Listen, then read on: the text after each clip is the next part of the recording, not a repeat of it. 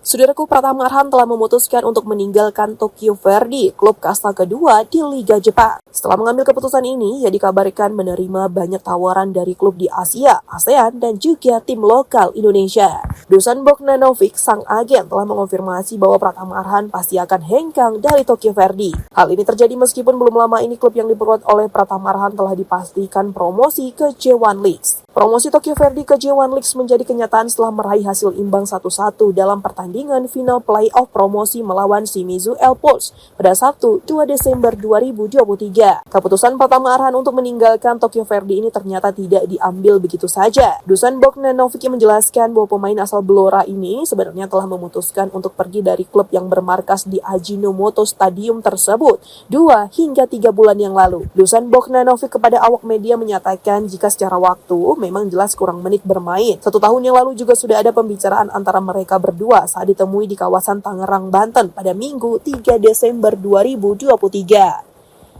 Dusan Bogdanovic menyarankan Arhan untuk mencari tim yang dapat memberinya waktu bermain lebih banyak.